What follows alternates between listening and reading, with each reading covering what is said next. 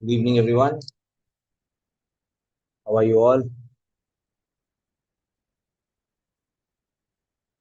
Good evening, dear students. Have you all revised the concepts of ratio? Have you revised the concepts of ratio? Ratios that we have covered. If not, don't worry. I'll do it for you quickly. And then we will definitely go for the next set of ratios and some concept, right? I think you guys remember that we had actually left this topic in a bit of suspense. You guys, can you recall? There was a suspense left in this chapter, I mean, in this ratio.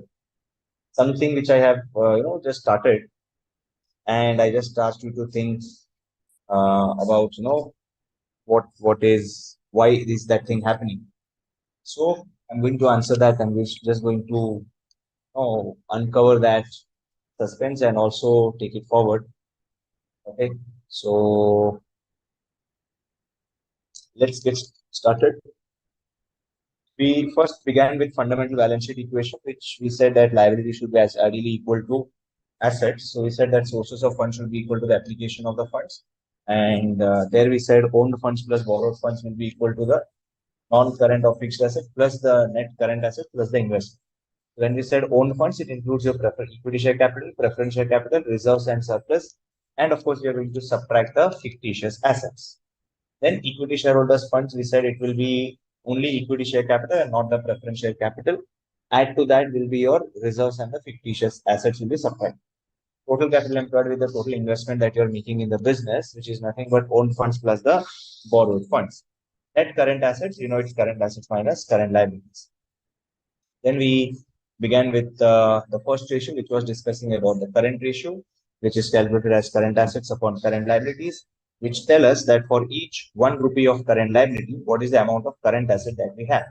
So the rule is the rule is that higher current ratio indicates higher degree of liquidity or solvency, but very high current ratio is also indicating a sort of inefficiency, because if you have really high current ratio, it means you've got high level of stocks, high level of debtors, high level of cash. Now, when we say high level of stock, it indicates your selling inefficiency. If you have higher level of debtors, it indicates collection inefficiency. And if you have high level of cash, then it's indicating investment inefficiency. So optimum current ratio is what we say as 2 is to 1, because we don't want a very high current ratio and not a very low current ratio. And one thing to remember is if your current ratio is less than 1, it means it's a negative working capital.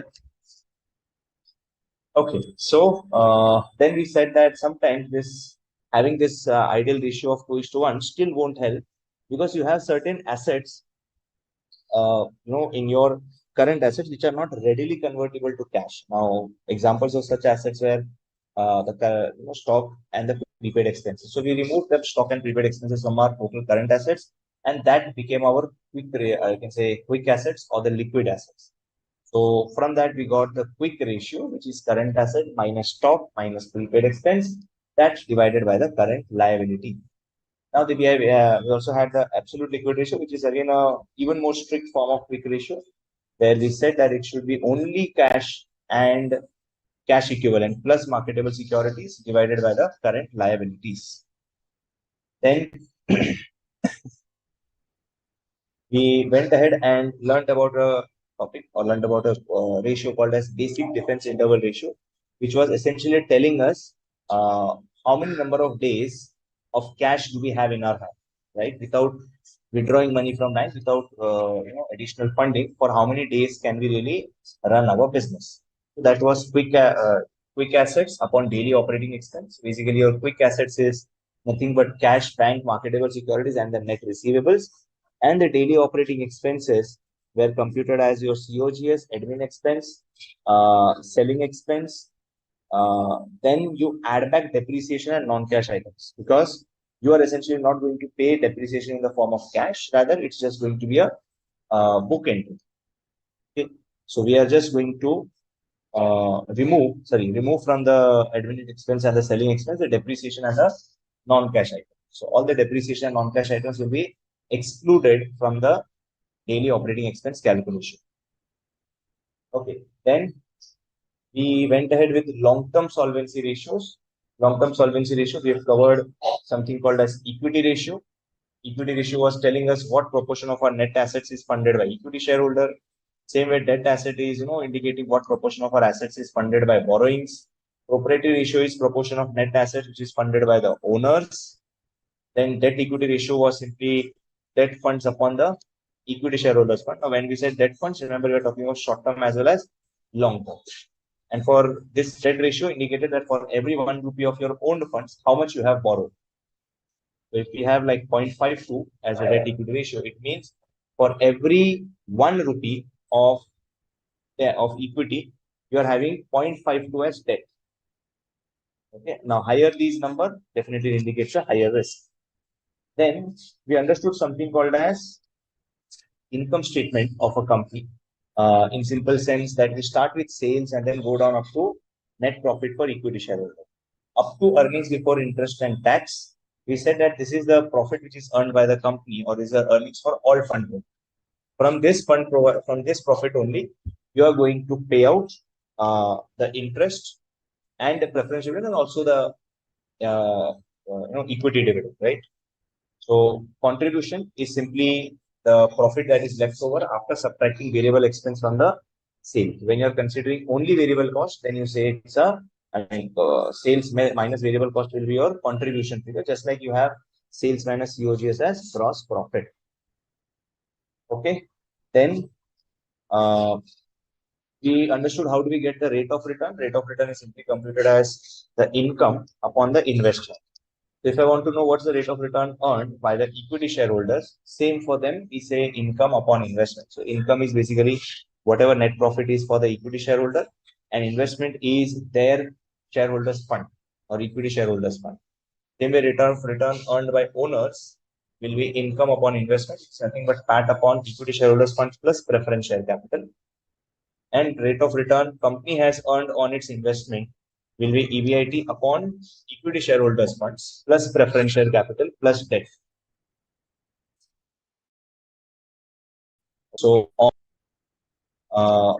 rate of return on investment or all funds, we are going to consider EBIT because EBIT is the income that we are earning on all fund providers. If it is for all owners, which is return on owned funds, then it is profit after tax, and earnings for equity shareholders is what we consider for return on equity. Okay.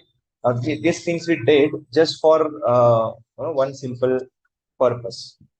Like over here, we were talking of two companies, A and B. Both of them were having equal amount of capital employed. But when we computed the EBIT and when we came down to the return on equity, we found that when the EBIT is 2 lakh, company A was preferable. But when we went to EBIT of 4 lakh, company B was preferable. Company B was giving us a better return, right? Now, the question that I'm looking at is, out of these two companies, A and B, can you tell me which company has got a greater risk of long-term finance? Greater risk due to long-term finance.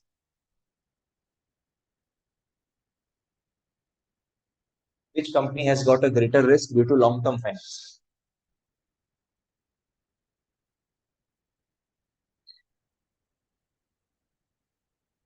Of course, company B, right? Because company B is having a debt of 10 lakh, right? Whereas company A, entire 30 lakh belongs to the shareholders, right? Now, from this, return on equity is what we computed as 4.67 and here it is 10.50. Now, I want to know what is the return on capital employed. Can anyone tell me what's the return on capital employed in the first case? What's the return on capital employed in the first case?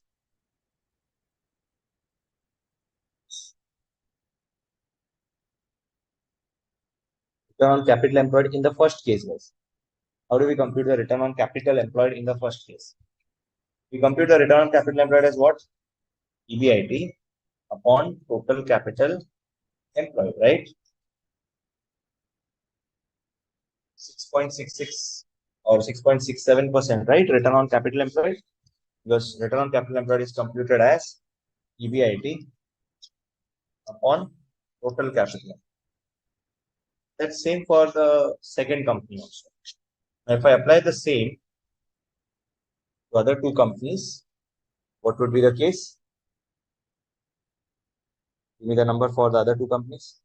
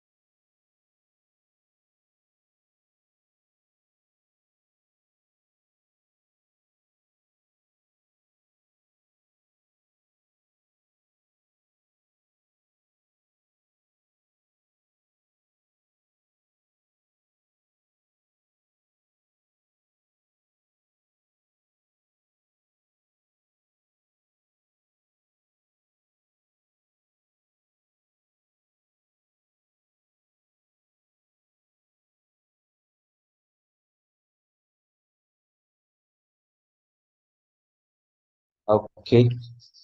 Uh, Apologies, guys, for the technical error. Okay. Anyway, so I think we've got this number, 13.33%, right?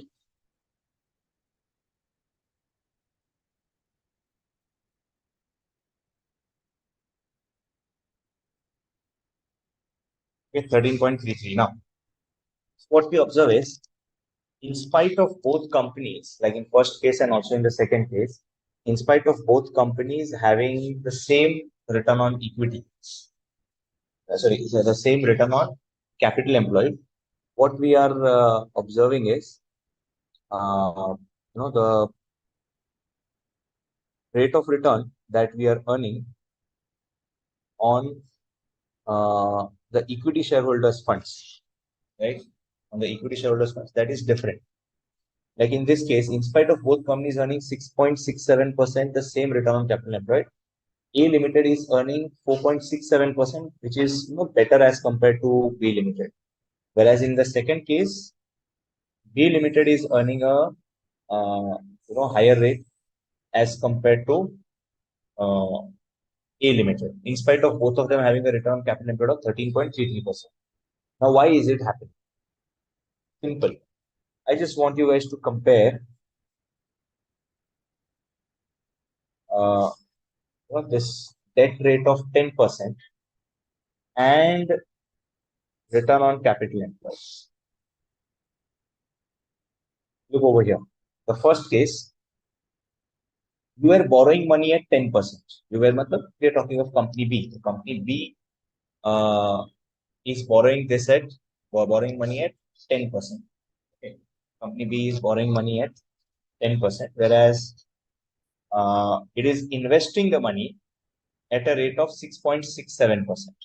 Because return on capital employed or rate of return that the company is earning on its investment is 6.67%. So we are getting money at 10%, but we are investing money at a rate of 6.67%. Is it a good thing or is it a bad thing? Is it a good thing or is it a bad thing? Yeah, it's a bad thing because your cost is 10%, but you're investing in an area where you're getting 6.67. So the margin is like, it's a loss or it's a negative return for the company, right? But whereas if you look in the second case, you were borrowing at 10% and the rate of return on your loan which you have promised is 10%, but the investment that you are making is yielding you 13.33%. Is it a good thing or bad thing? Of course, it's a good thing, right? Because you have that additional 3.33% additional margin. So debt at the rate of 10% is used to earn generate a return of 13.33. So it's definitely a good leverage and it's working in your favor, right? So it's working in your favor. So we say that this particular case, like when your project return or when your business is giving you return of 13.33, does it make sense for us to take a debt at 10%? Of course, yes. It does make sense for us to borrow at 10% because we are able to invest it at 13.33%.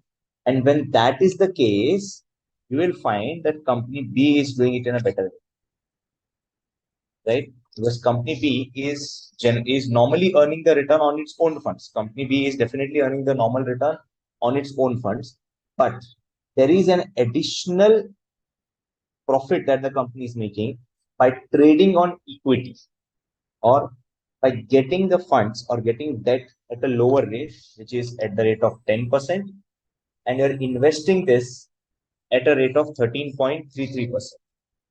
You're getting money at the rate of 10% and investing that at a rate of 13.33%, right? So that smart decision is actually taken by company B, and therefore it is having that higher profit. But does this strategy of borrowing always going to yield you better profits than the competitor? Is it always going to give you a better return as compared to the competitor?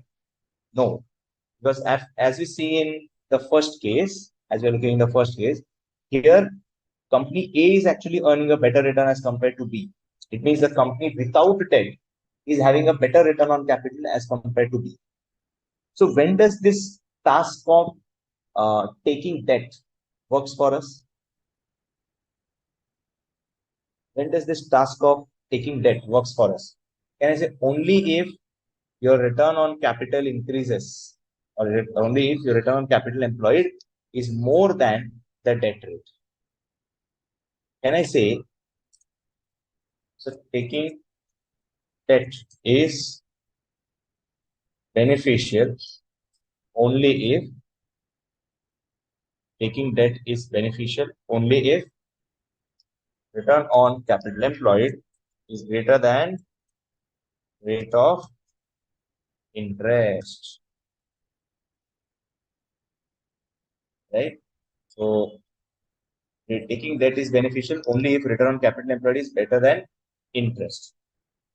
So if you want to take advantage of the debt in your business, right?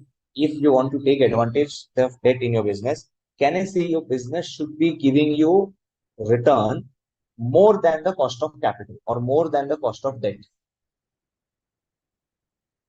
correct? Taking debt is beneficial only if you can, uh, no, only if you can invest it at a rate higher than the rate of interest,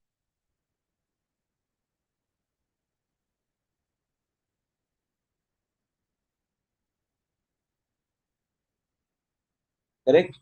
Okay.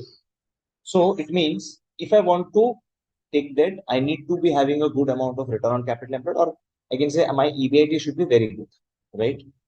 Now, here is what we are going to measure how risky the company is. Again, we can definitely say that risk company is risky if it has taken debt. But how do we measure that risk? We have seen a multiple ratios, but now we are looking at a ratio called as capital gearing ratio. We're looking at a ratio called as capital gearing ratio. Okay. Now, let me just connect you with this gearing word. What do you mean by gearing? Do you know how to drive, everyone? Do we know how to drive? No, uh, not the scooter one. I'm talking of the geared bicycles or geared motorcycles, or maybe a four-wheeler for that case, right? So in that, I hope you will know that when you start your vehicle, you need to put it in which gear? When you're going to start your vehicle, you need to put it in which gear? First gear, right? Uh, can I really start my vehicle just putting it into the fourth gear? Can we start a vehicle directly putting it in the fourth gear?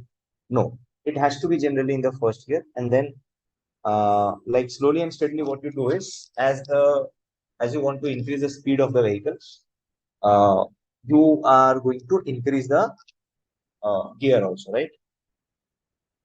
Now, taking a higher gear, like shifting to third gear or fourth gear or fifth gear, is going to be beneficial only if you are intending to go at a faster pace, right? Yes or no? You want to go for a fourth or fifth gear, you want to travel maybe at the speed of 80 to 100 kilometers per hour, right? Now, those who drive, they will actually connect with me easily. Suppose you are driving at the speed of 80 kilometers per hour. What will be the gear number? Can I say fourth gear? Right? So fourth gear at 80 kilometers per hour, you're driving in the fourth gear. Now, suppose you lift your leg from your accelerator. What will happen? You're no more accelerating, and your vehicle is in the fourth gear. What will happen?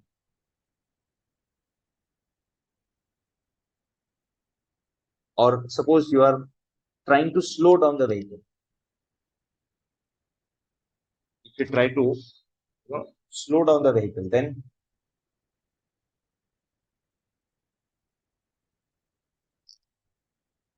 can I say the vehicle or the engine will immediately shut, will stop, right? The vehicle will stop immediately because when you were going at the speed of 80, you were at the fourth gear, and now you're trying to reduce the speed. So if you're going to reduce the speed by not gearing down, but rather just by applying the brake, what will happen? The vehicle will stop. So if you want to maintain a fourth gear, can I say you need to travel at a speed of 80 kilometers per hour, right? Correct? Now, same way, what would you think that suppose if you're driving at a speed of 80 kilometers per hour and you apply the clutch and then shift it to the first gear. From fourth, you directly shift to the first gear. What will happen?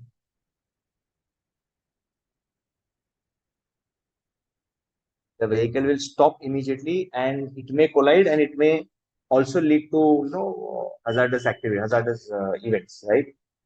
So this is what we simply mean by the gearing. Gearing means when you want to go for a higher gear, then you have to ensure that your vehicle is traveling at a higher speed also. Correct? If you want to go take your vehicle at a higher gear, you need to ensure that the vehicle is, running at a faster speed also. The same goes over here. So if you want to take a greater amount of debt, you want to borrow money, or for that case, if you want to, uh, take certain type of funds which require fixed return, like the preference shares. In that case also, you have to ensure that the speed is really, really good. Now, when I say speed is really good, what do you mean by that? We simply mean you should be having a greater degree of return on capital employed. So, the capital gearing ratio is a simple ratio which talks of funds requiring fixed rate of return upon funds not requiring fixed rate of return. This is the ratio between the funds which require fixed return and which do not require fixed return. Now, can you tell me which are the types of funds that require a fixed rate of return? Which are the types of funds that require a fixed rate of return? Is it only the debentures which require a fixed rate of return? Yeah, debenture and preference shares also, right? So even the preference shares require a fixed rate of return, correct?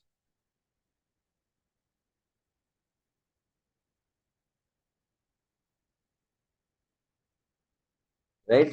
So funds requiring fixed rate of return, the numerator is going to be uh, borrowed funds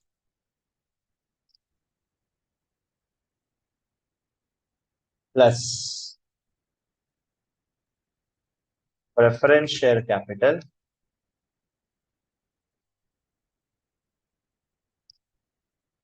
divided by equity shareholders funds. Now, equity shareholders funds means, of course, we're talking of equity share capital plus reserves minus the fictitious asset.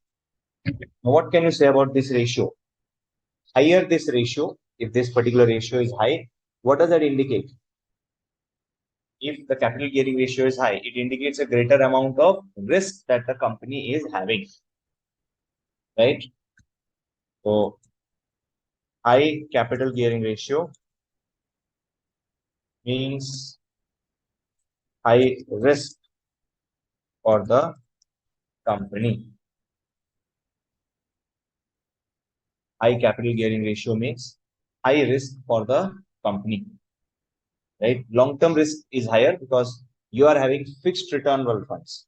You are having funds in your business which require a fixed rate of return, and that fixed rate of return, that may not be feasible for you, right? So if you want to maintain a high capital gearing ratio, what you will have to ensure is that return on capital employed is essentially very, very high as compared to the cost of the funds. Okay, this point clear, everyone?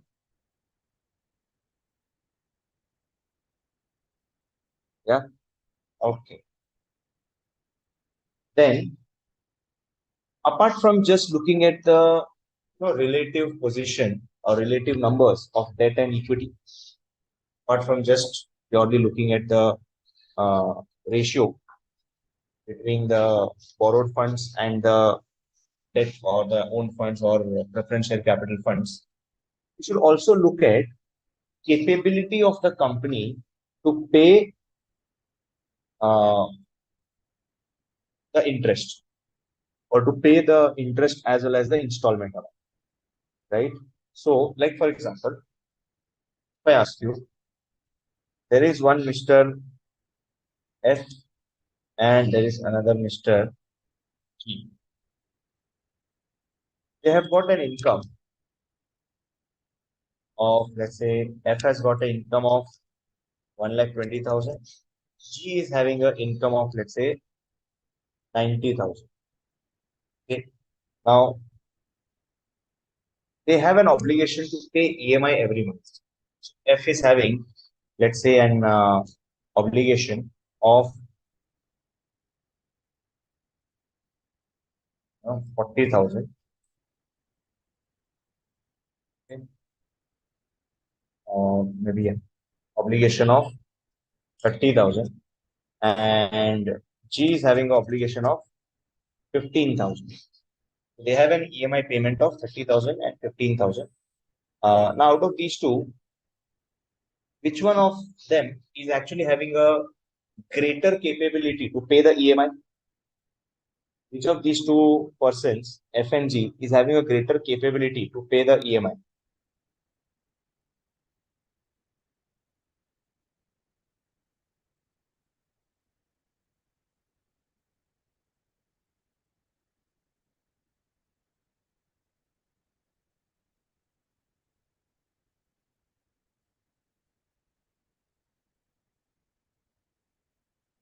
Mr. F or Mr. G? Okay, so for that, we can actually compute uh, something called as, if I ask you, how many times of EMI is income for the companies, for both the person, Mr. F and G, can you tell me what is the number of times your income is as compared to the EMI? In case of F, can I say it is income divided by EMI, which is 4, and here it is 90,000 divided by 15,000, which is 6, right? So Mr. F is like he is having income which is equal to 4 times of its EMI. Mr. G is having income which is 6 times of its EMI. So can I say F can actually pay 4 EMIs in 1 month income. G can pay 6 EMIs in 1 month income. So which one is having a better situation? Which company is having a more, you know, which of these two persons having a better stable situation?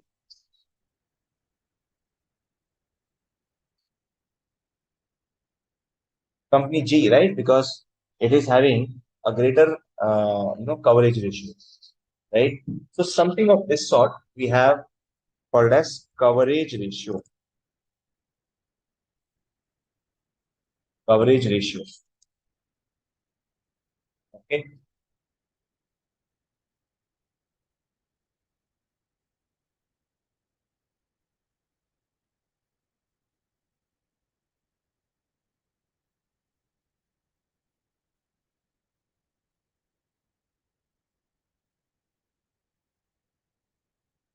Now, coverage ratio. What are the coverage ratios that we are talking about? First, I want to know interest coverage ratio.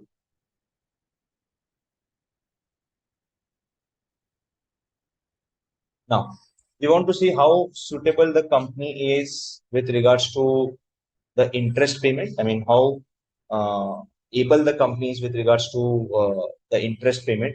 To pay interest, what does the company need?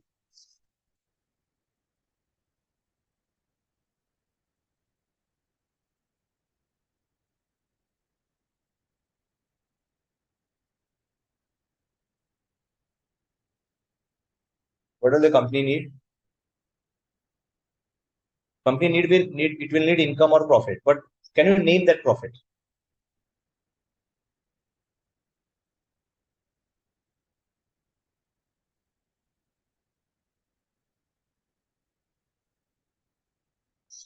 Correct. I can see some of them really got it. EBIT. Perfect. We are talking of earnings before interest and tax.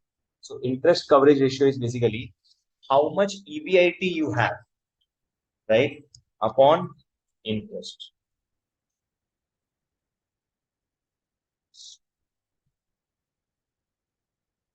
right? So interest coverage ratio is EBIT upon interest, or I can say the interpretation goes is how many times of interest is EBIT?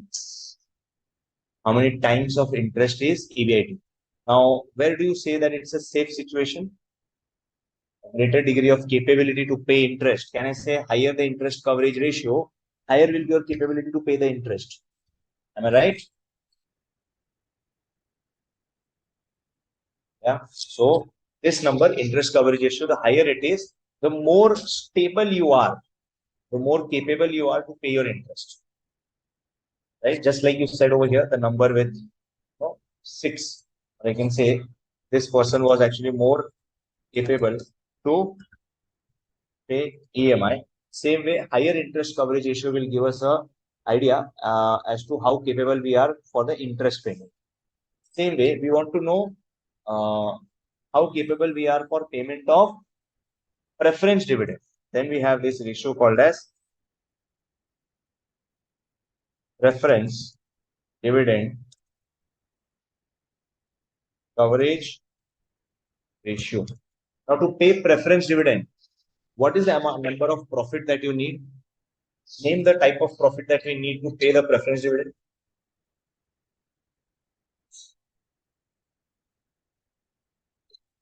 Yeah, we need profit after tax, right?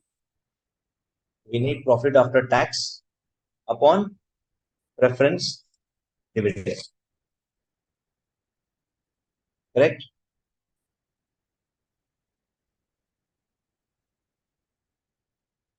Right. So when we are looking at preference dividend coverage ratio, we want to know how capable we are with regards to payment of preference dividend. So for that, we need to write down PAT divided by the preference dividend. Okay.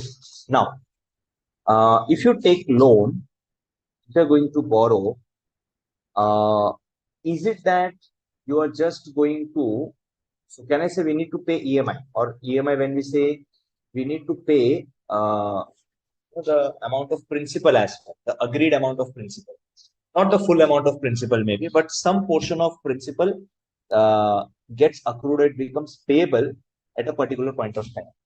So if I want to measure that capability, that how capable I am, or I can say what is the level of stability that we have for payment of our installment, or payment of our EMI, we calculate something called as debt service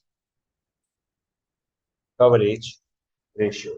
Now, to service a debt, I mean, to keep your debt in good condition, should we be paying only the interest? No. Along with interest, we need to pay the principal. And therefore, debt service coverage ratio, in the denominator, we don't just consider the amount of interest, right? But we also consider the amount of principal installment due. Like whatever is the amount of loan. If you borrowed, let's say 10 lakh rupees. So if you have borrowed 10 lakhs, it's not necessary that you're going to pay the 10 lakh in one go. It's quite possible that that 10 lakh loan is for, let's say, for a period of 10 years. You're going to repay the amount of principal at the end of every year. Okay. So interest plus principal installment due will be the denominator, right? Because we need to pay the interest as well as principal. Now to pay this, we need some sort of income, or we need some sort of earnings or profit or cash flow, whatever you say. So the numerator is earnings available, earnings available for debt service. The debt service coverage ratio is earnings which is available for the debt service. Okay, now what do we mean by earnings which is available for debt service? Earnings which is available for debt service. Listen, how do we compute that earnings available for debt service? Okay. How do we obtain this earnings which is available for debt servicing? We start with of course, profit after tax, right? But since we are also looking at whether we are capable to pay the interest, when we have computed this PAT, we had subtracted the interest also. So I cannot look at an income after payment of interest to determine whether I am capable to pay the interest. So I need to definitely add the interest, right? So on the PAT, we need to add back the interest. Apart from interest, this profit after tax, can I say you would have subtracted the depreciation and amortization expenses also? When you have determined PAT, when you determine the profit after tax, can I say you would have obviously subtracted the depreciation and amortization expenses and some provision, some sort of non-cash expenses also, right? But tell me, are those non-cash expenses of depreciation and amortization really a cash outflow from you? Are they really a cash outflow from you? No, they aren't, right? So depreciation and amortization are not cash outflow. So what should I do with that? Can I say what should I do with this PAT? Should I add it back, right? Because we have already subtracted when we computed PAT. So I need to add it back. So we say add back depreciation. So we are going to add profit after tax plus interest plus depreciation, amortization, and non-cash expenses. So earnings which are available for debt service, we can say will be PAT plus interest plus depreciation, amortization, and the non-cash expenses are added back, right? One more change is when we have taking the profit after tax, we would have subtracted some sort of those items which are non-recurring in nature. Like, for example, you had made a profit on sale of your shares. You had made a profit on sale of some fixed asset, or you had made a loss on some sale of some fixed asset, or there have been some, loss by fire or loss by theft.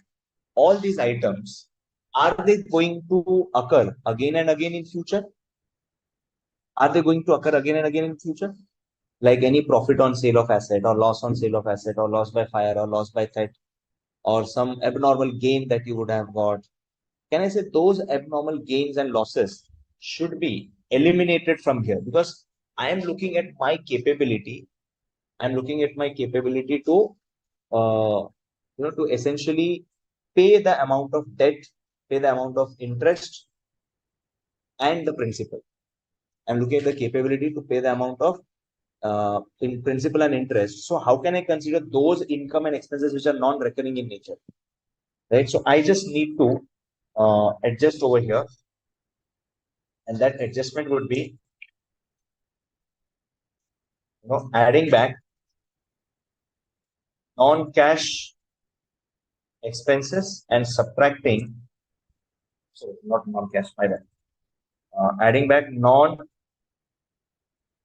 expenses and reducing non-recurring incomes. Right? So when we do these adjustments, we get the numerator. So debt service ratio is a more sophisticated ratio as compared to interest coverage and preference dividend coverage. Interest coverage, preference dividend coverage is for easy calculation, for quick calculation. Because from the balance sheet, from the financials, you can easily get the amount of EBIT. From the financials, you can easily get the amount of interest, right? So if you want to quickly evaluate whether the company is capable to pay the interest or not, you simply do EBIT upon interest. Whether the company is essentially capable enough to pay the amount of preference dividend or not, you simply say PAT upon preference dividend. But when you want to go deep into the company's financials and want to know whether the company is really capable to honor its debt obligations. Now, debt obligations include both interest as well as principal. If I want to see how capable the company is, I need to actually go deep down into the financials and get to know what is the cash earnings that we have to pay the interest and the principal. Therefore, we take earnings plus principal in the denominator, and the corresponding sophistication happens even in the numerator. Got it?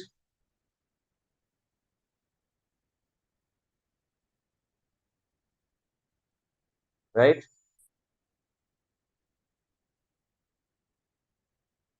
Okay.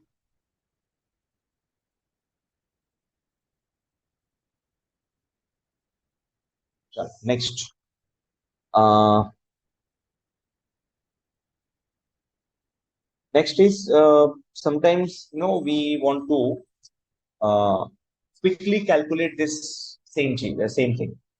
So we calculate something called as fixed charges coverage ratio. Fixed charges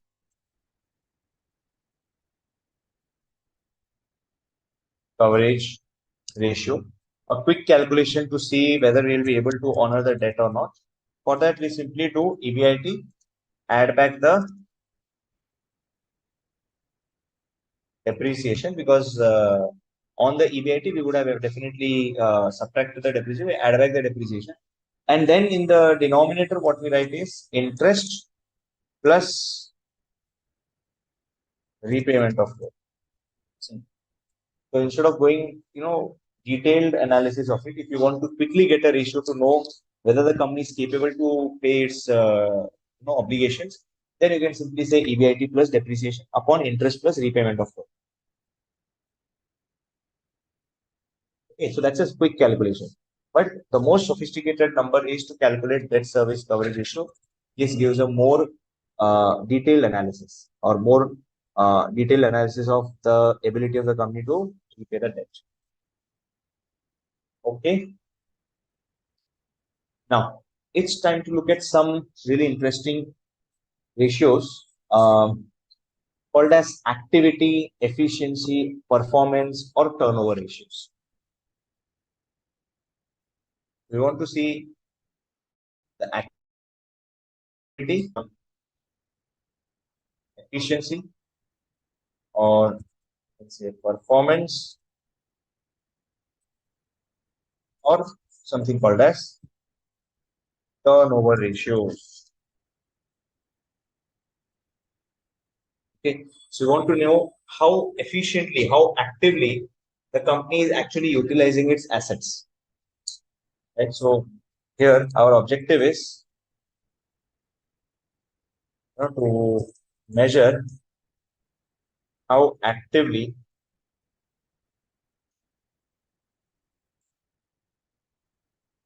company is to measure how actively company is utilizing its assets. So we want to know how actively our company is, how actively or efficiently our company is essentially utilizing its assets. So there are multiple forms of turnover ratios. So let me just take a case as suppose there are two companies, S Limited and P Limited. Total assets of both companies are same, 2 lakh. Total assets of both companies is, let's say, same, 2 lakh. But when we look at their sales figures, what we find is S is having a sales of 12 lakh, whereas P is having a sales of 8 lakhs. Can you tell me which of these two companies is actually utilizing, uh, which of these two companies are utilizing the assets more actively?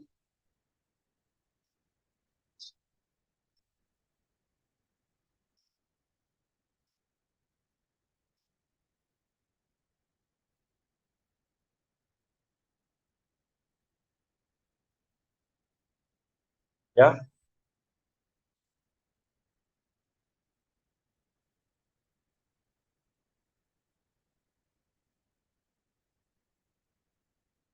Which one is utilizing the company more actively?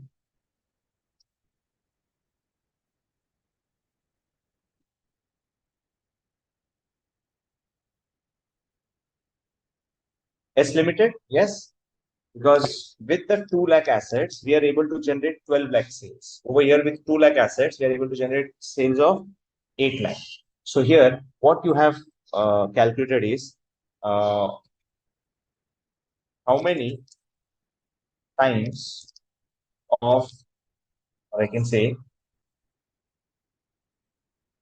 how many times of assets is the amount of sales. So for company S&P, can you tell me how many times of the assets is the amount of sales? The sales of S, is essentially 12 divided by 2. So there is a 6 times. So using an asset of 2 lakh, we are able to generate a sales of 12 lakhs. It means our sales is 6 times of our assets. Whereas for company P, the sales is 4 times of its assets. Right?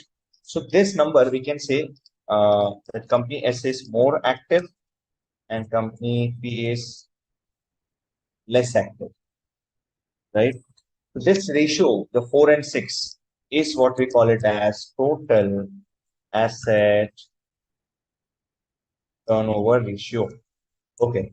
Can anyone tell me what should be the formula for this total asset turnover ratio? If I want to measure this number 6 and 4, what should be the formula for total asset turnover? Sales upon total assets. Perfect. Or we call it as sales or COGS. Sometimes you may also use the cost of goods sold. Sales or COGS divided by total assets. Now, sometimes the question may ask us to calculate this total asset turnover using this ratio or using using COGS. So at that time, we have to use COGS, right?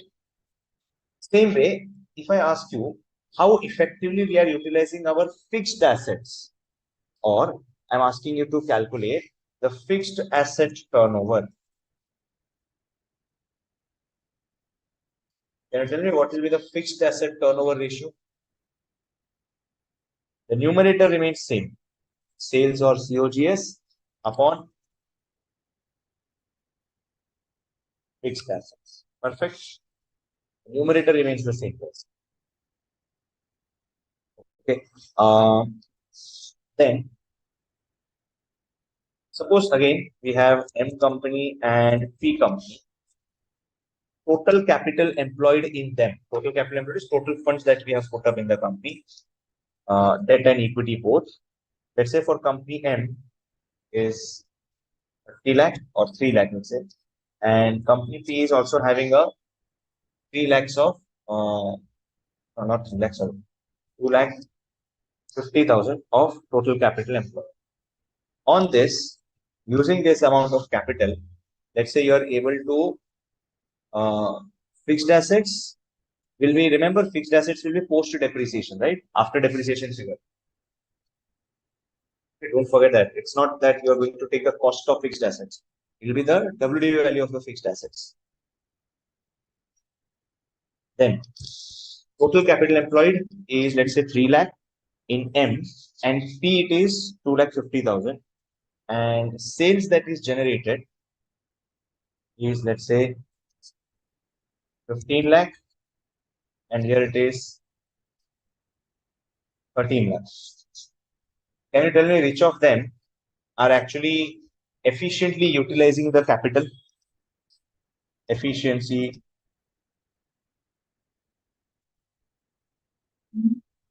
efficiency or active use of capital. Which one is having a more active use of capital, company P or company M? You know what? For that, we will need to compute the total capital employed turnover. Now, what do you mean by total capital employed turnover? We say it is sales divided by total capital turnover, which is 5 times. So, by investment, on an investment of 1 rupee, we are able to generate a sale of 5 rupees. Whereas in case of company P, it is 5.2, right? So obviously, this is more active, right? This total capital turnover is telling us for every 1 rupee of capital, how much is sales? So for every 1 rupee of capital, how much is the sale value? That is what we are calculating over.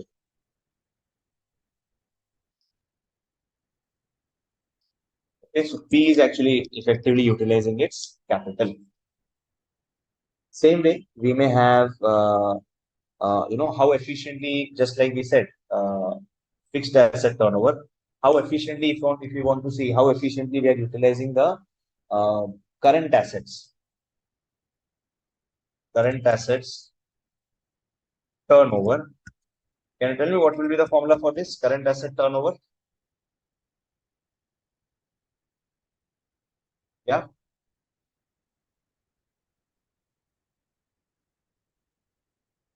Any idea what would be the current asset turnover?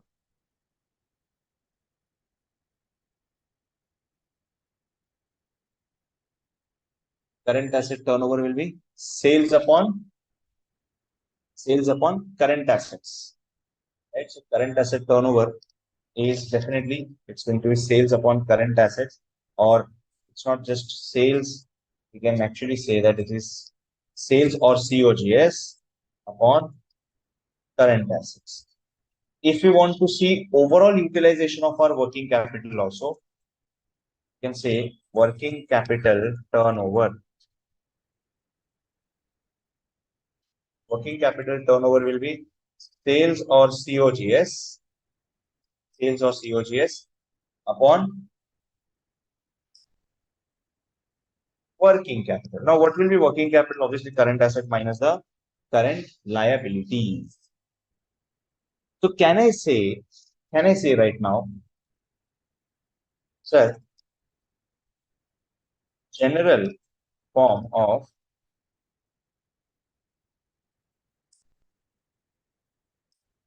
turnover ratio. What is the general form of turnover ratio? Is sales or COGS upon X. That is sales or COGS upon X. Like that X can be anything. It can be fixed asset, it can be current asset, it can be working capital, it can be total capital employed also. Are you getting it, everyone? Yeah, perfect. Okay. Now, one thing uh, is to be remembered is in all our turnover ratios, we are going to take average of the denominator, because the idea is when you're looking at sales or COGS, is that representing that sales or COGS number? Is it representing sales of a particular day, or is it representing sales of full year? It is for the whole year, right? It's for the full year. Can I just have the total asset or fixed asset or working capital or current assets or capital employed, only the number which I have at the end of the year? Don't you think that denominator should also be, reflecting the full year impact, right? So for that reason, we take the average. Now, how do we get the average of total assets, average of fixed assets? How do we get the average numbers? How do we get the average numbers? Simple. Opening value plus closing value divided by 2. Okay. Now, when you're taking opening value, when you're taking closing value, you're taking impact of both opening and closing. You know what? Ideally, the denominator, should be computed as first day value plus second day value plus third day value plus fourth day value, like this till 365th day value, then divide by 365. You should ideally take the average of all the 365 days in a year. But is it feasible for us to take average of all 365 days value? Even if it is feasible, sir, data will not be available, because company doesn't prepare balance sheet on a day-to-day basis, right? So we will need, uh, you know, the average figure. So for that, we'll take opening and closing as the best possible way to get the average of. Okay, so average total assets and average fixed assets. Same way, even over here, we need to say average current assets. Then we'll say average current asset minus current liabilities. And in fact, even in X, we will say this is average X. Sales or COGS upon average X. Okay, are we good with these turnover ratios? Yeah.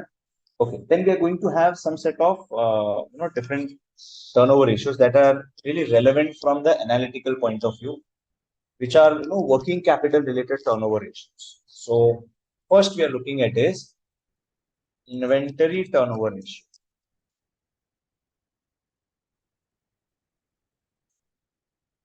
Inventory turnover ratio. How was this inventory turnover ratio, guys? Again, the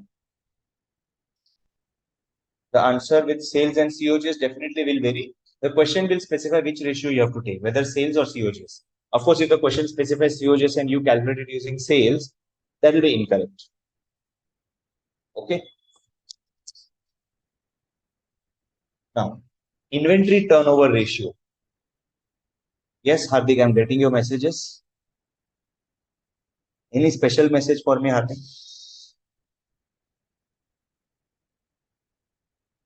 No? Okay, good. I'm getting your messages. You just wanted to confirm whether I'm getting your messages or not. Okay. Now you're satisfied that that you are able to deliver your messages to me. Okay. Anyways, let's go ahead with inventory turnover ratio. Inventory turnover ratio, guys. Again, we are going to see how effectively we are utilizing, how actively we are utilizing our inventory. But there is something else that we are looking at from this inventory turnover ratio. So suppose there is a company W, there is a company Y. Since it is inventory, I will not be connecting it with sales unless the question asks me to do so. So when we are looking at inventory, we are not going to consider sales for analysis purpose. Okay.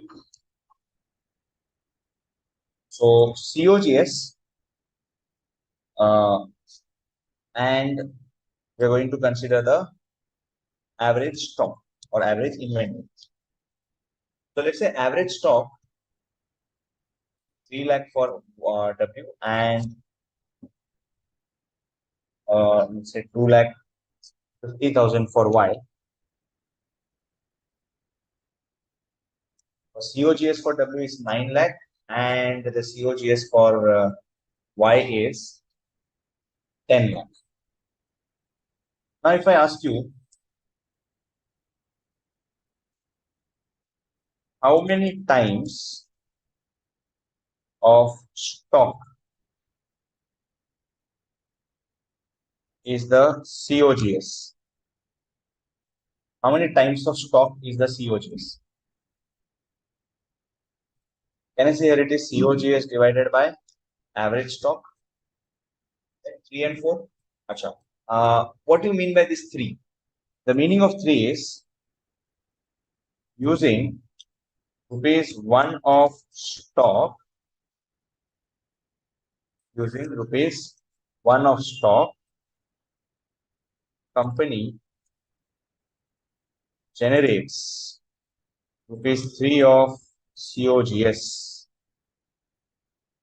right? So for 3, we can say company is actually utilizing 1 rupee stock to generate 3 rupees sale. Whereas on the other side, we are able to generate 4 times of our average stock as the COGS. Okay, we are able to generate 4 times of the average stock as COGS. Average stock, we can get it simply by taking opening stock plus closing stock divided by 2. Okay. So, which company is more actively utilizing the inventory?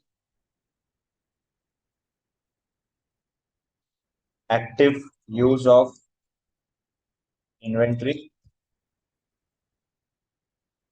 active use of inventory. Can I say it's going to be absolutely Y, because Y is having a greater inventory turnover ratio. It is able to turn, it's able to get a COGS of 4 rupees by just 1 rupee of stock. So here you can say it is more active, and here it is less active. Correct? So active use of inventory, we say W. In case of W, it is less. In case of Y, it is more. Okay. Now, the point is beyond this. Our point of discussion is beyond this. How many times of my stock is COGS? We got it as 4 and 3. So for 1 rupee, with 1 rupee stock, we're able to generate 3 rupees of COGS.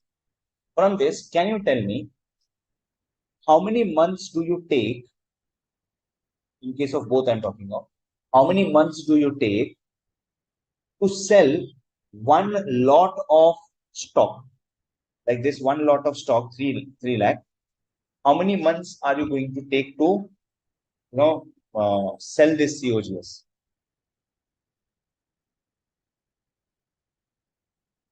Yeah.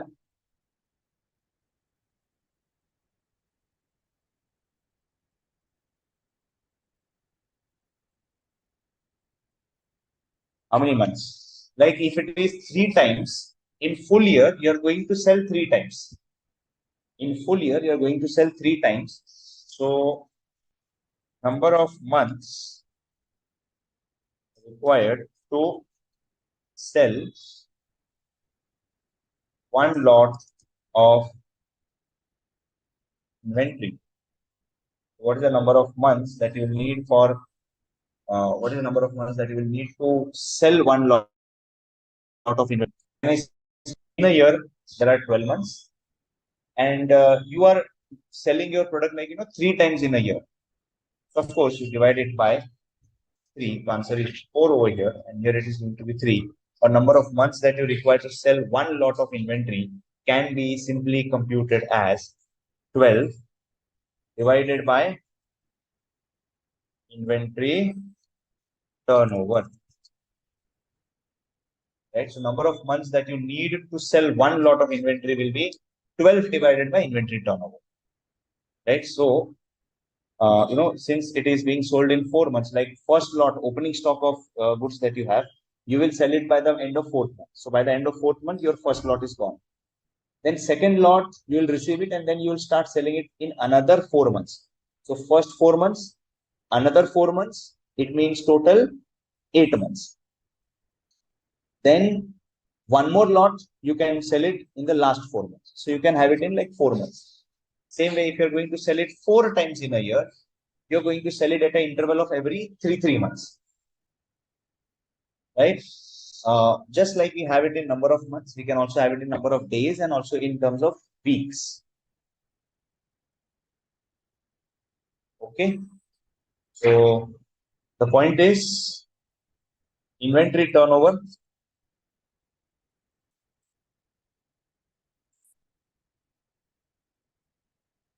Inventory turnover is computed as COGS upon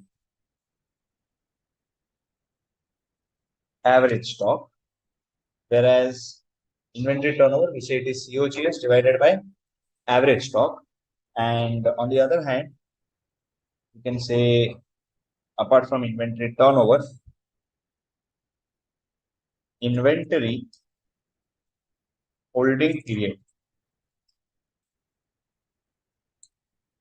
Inventory holding period.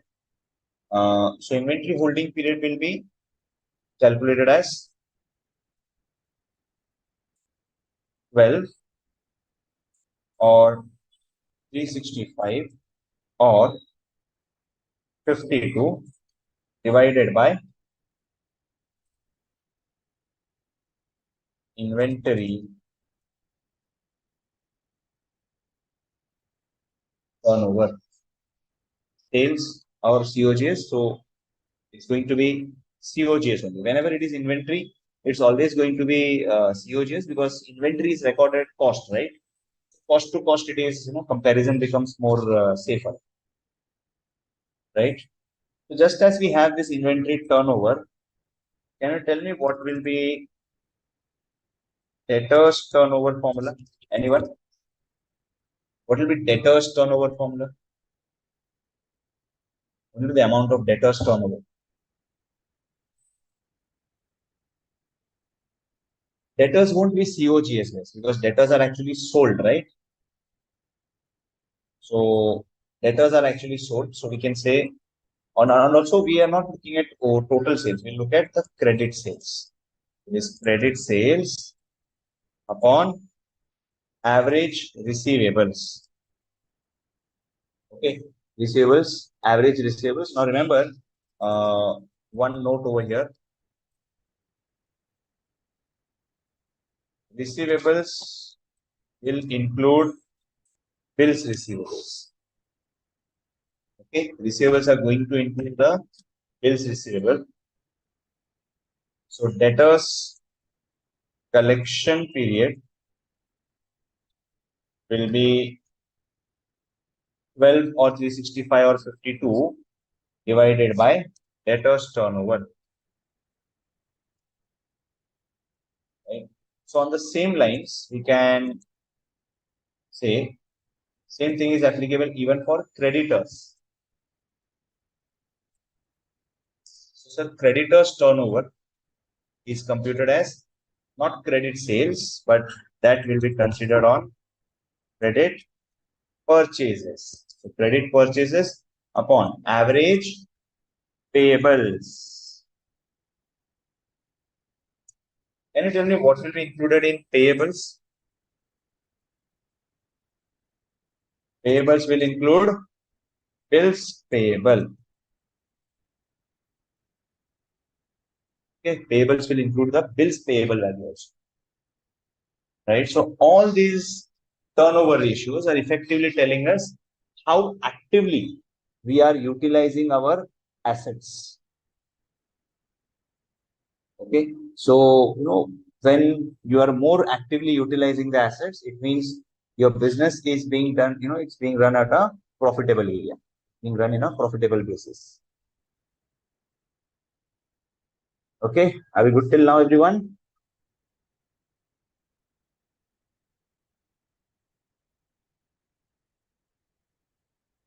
Okay. COGS is cost of goods sold.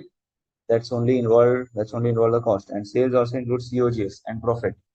So what's the difference between and COGS sales is gross profit, right? So you don't be under an impression that you use either sales or COGS. Answer will be same. Answer is definitely going to be different. If you calculate using sales, answer will be different. If you calculate using COGS, answer will be different. But you have to do only one, which will be specified in the question. But in certain areas, it's quite obvious. Like in case of inventory turnover, it has to be COGS, right? And in case of creditors turnover, it has to be the credit purchases or you cannot take the total purchases there. Okay. Net sales. Whenever we say it's obviously net sales, working capital, net current assets are one and the same. So like over here we said working capital turnover. So it's current asset minus current liability is simple the working capital. Okay. So here again, in case of creditors, we won't say creditors collection period, but we'll say creditors payment period. Okay.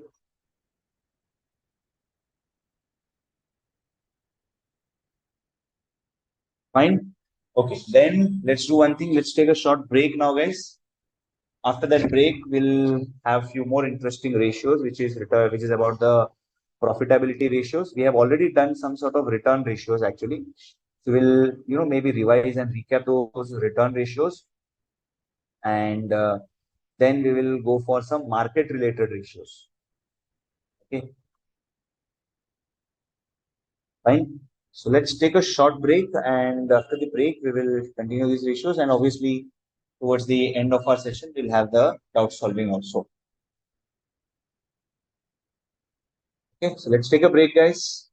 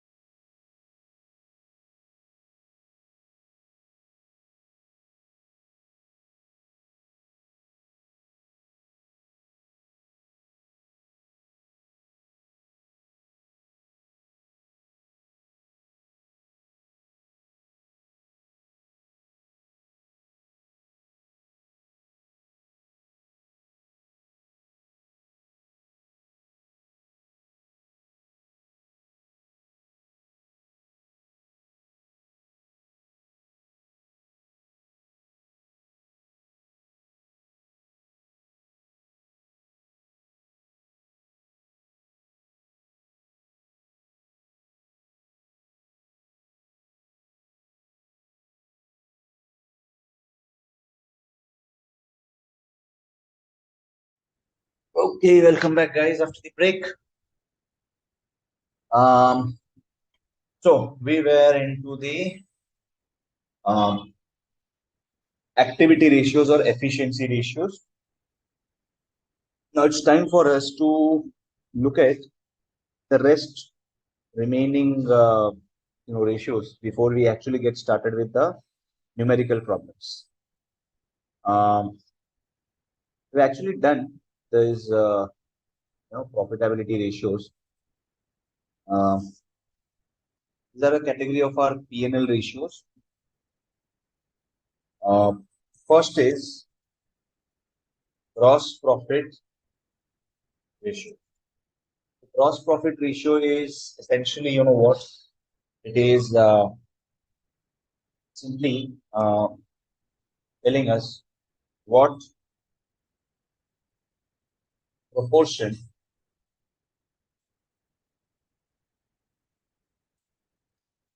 of sales is gross profit. So, can you just guess what could be the ratio? What could be the number to calculate this? What's the formula for this? Simple, gross profit upon net sales. Of course, that's going to be multiplied by 100 because all these ratios are always going to be expressed in terms of percentage. All our P&L ratios, return ratios are always going to be expressed in percentage. Then next ratio is net profit ratio. As the name says, net profit ratio is simply telling us what proportion of sales is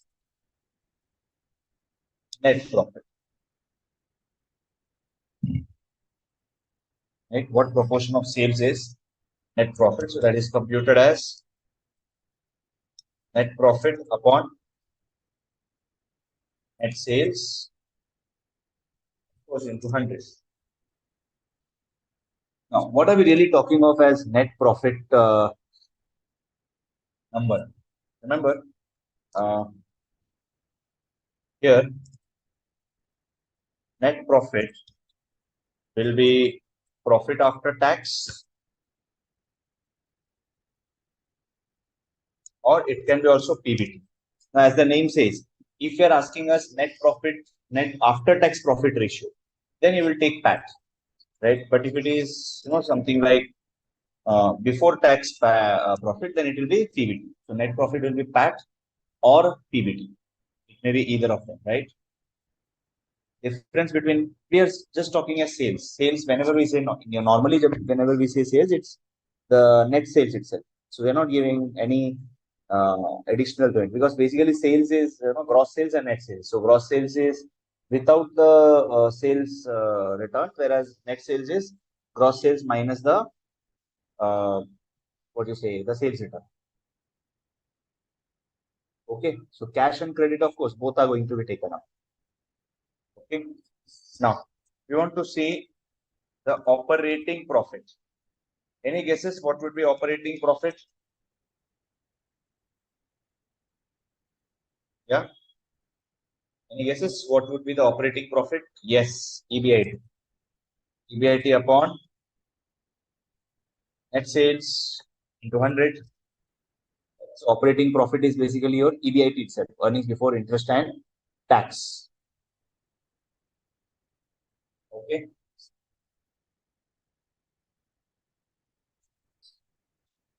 And if we talk of EBIT, that is all your operating expenses are only subtracted. Non-operating expenses and income are not considered in this. Okay. Then we may have sometimes called as COGS ratio. Now, of course, it's going to be COGS divided by net sales into 100.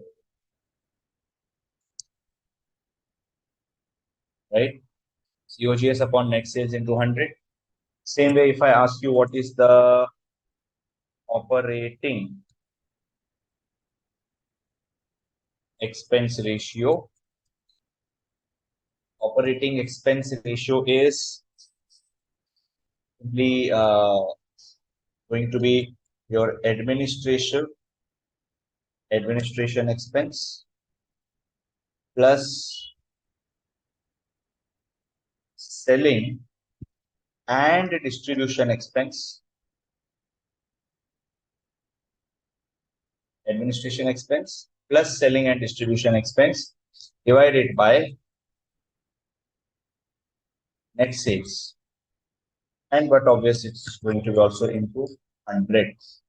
So administration expense plus selling and distribution expense upon net sales into 100, right? So here when we are looking at only operating expense, we are just including these two items. Then there's another ratio called as operating ratio. Now, operating ratio, we consider all operating expenses, which is COGS plus all your operating expenses divided by net sales, of course, into 100. Right? So, operating ratio is what is your total operating total cost of operating your business. Right? So, operating ratio is simply telling us what percentage of sales is spent on operating the business. It tells us what percentage of sales is spent on operating the business. Okay. Now, after operating ratio, then we have financial expense ratio. Financial expense ratio will be, of course, financial expenses like your interest, bank charges, and everything, and then you divide it by sales into 100.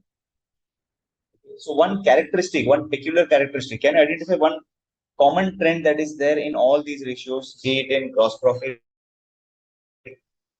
operating, be it in COGS, everywhere? Can I say denominator is net sales? Right? So denominator is always going to be net sales when we are looking at this sort of profitability ratios. Okay.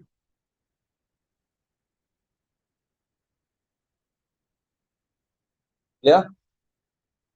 Now, let's just quickly look at some more ratios. We know all return percentage. If I want to get the return percentage, it's going to be income divided by investment. And of course, into 100, the normal thing that we do.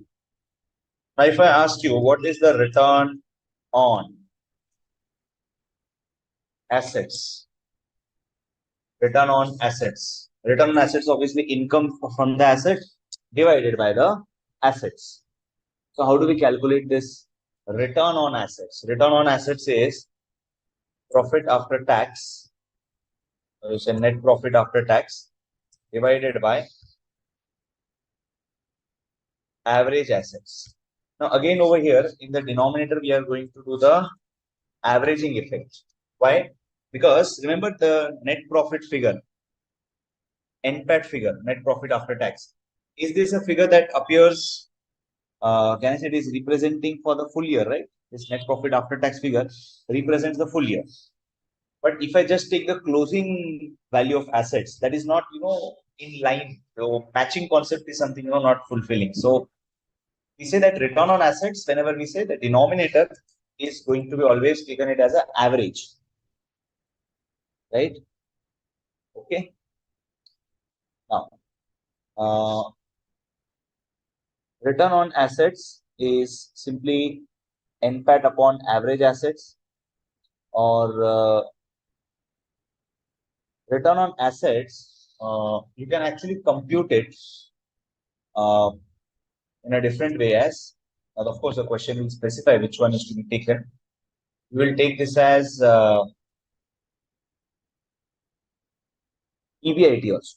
Return on assets, you can say, sir, EBIT, 1 minus tax upon average assets, and then into 100.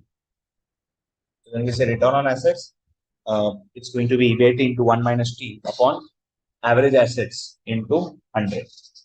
So the question will specify whether you need to use the EBIT or you need to use the net profit after tax, right? So EBIT is not same as profit before tax, guys, because we are not subtracting the uh, interest in this.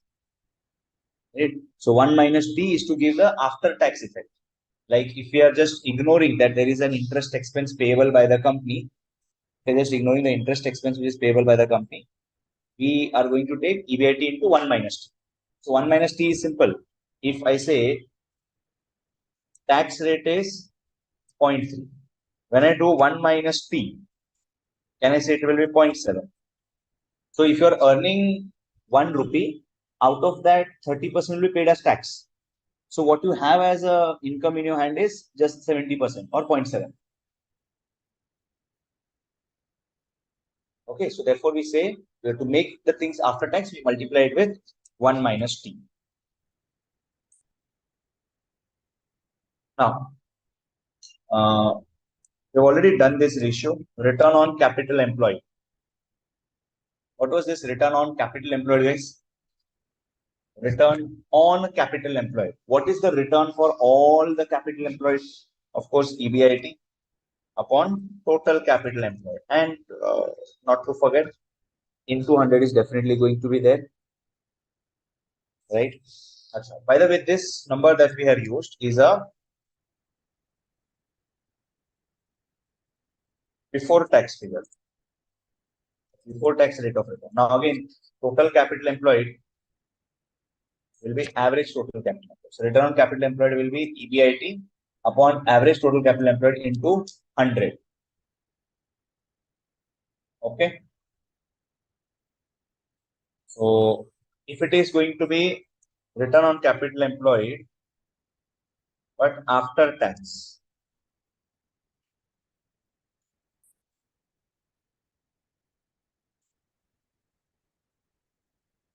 yes, Bhavna, your message is also visible. Return on capital employed after tax.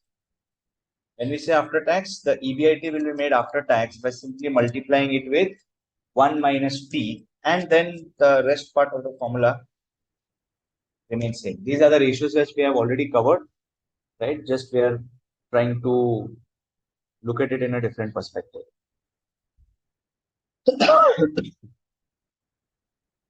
Okay. Now, the last return on equity. Return on equity will be net profit for equity shareholders upon equity shareholders fund into 100. Any change that you can see obviously here is instead of taking equity shareholders funds, we'll take average of equity shareholders funds. So return on equity will be net profit for equity shareholders upon average of equity shareholders funds into 100. So these were the return ratios that we were talking of. Okay. Some of the, again, profitability ratios, but from the return perspective. Now, the last set of ratios which we are going to look at is something called as market ratios.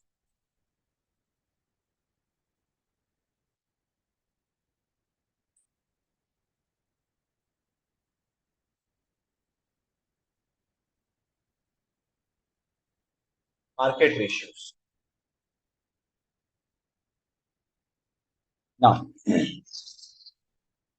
suppose there are two companies, A and B. They have a net profit for equity shareholders as 2,40,000, 2,40,000, and B is, let's say, having a net profit for equity shareholders as 3 lakh. Number of equity shares, total number of equity shares that are outstanding in the market for company A is, let's say, 80,000. And for company B, the number of equity shares outstanding is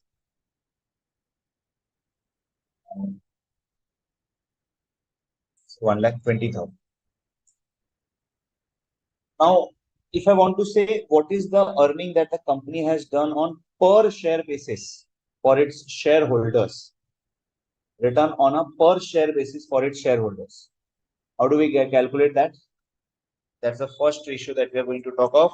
Earnings per share. So how do we calculate earnings per share? Any formula that you can give us? Can I say it's simply net profit for equity shareholders upon number of equity shares? Net profit for equity shareholders upon number of equity shares.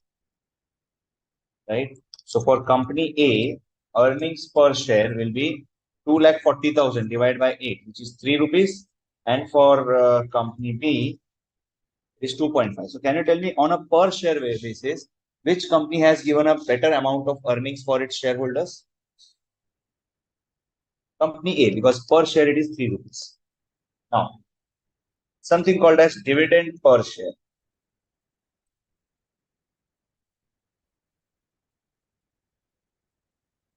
Dividend per share. Of course, the dividend per share is going to be total equity dividend upon number of equity shares. So for example, uh, dividend paid by company,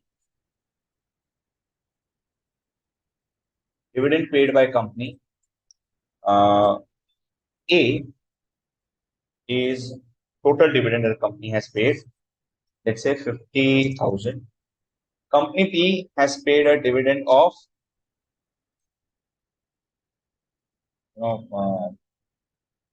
let's say 1 lakh. So which company has actually given more dividend on a per share basis?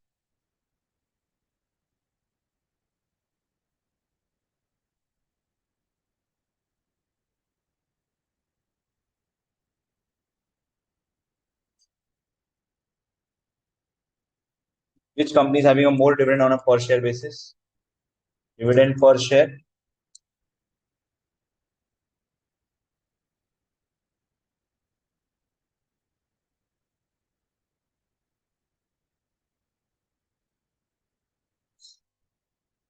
Dividend per share. Can I say it is dividend divided by number of equity shares? Of course, company B has given a more amount of dividend on a per share basis.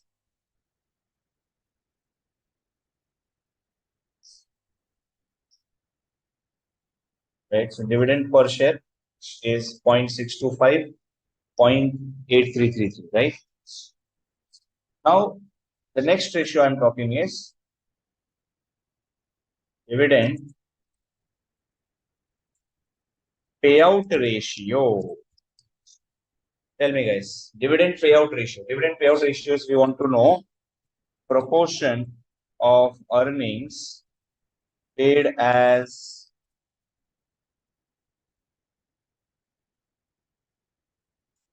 dividend. Proportion of earnings which is paid as dividend. So can I say this is simply going to be dividend per share upon earnings per share? On a per share basis, we have earned 3 over here, and company B has earned on a per share basis 2.5, and out of which we have paid 0.625 as dividend and 0.833 as dividend. So which company has given a more proportion of its profits as dividend to its shareholders?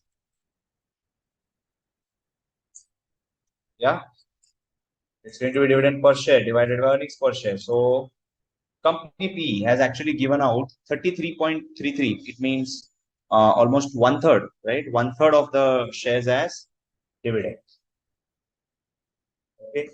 Now, if that is the amount which is paid out, what's the retention ratio? Retention ratio is like EPS is what you have earned. From that, you subtract the dividend per share. Like 3 rupees on a per share basis is what we have earned. Out of that 3 rupees, we are retaining. Out of that 3 rupees, we are retaining. We are paying 0.625. So balance is definitely paid out. Balance is definitely retained. 3 rupees has been earned, out of which you are paying dividend as 0.625. The difference between them is what is retained. And if I want to know what is the proportion that I have retained, I'll simply say retention ratio is earnings per share minus dividend per share divided by earnings per share, which is 0.79 and 0.66. They are reciprocal of each other. Dividend payout and retention ratio are reciprocal of each other. 1 minus dividend payout will be retention ratio, and 1 minus retention will be the dividend payout ratio. Okay?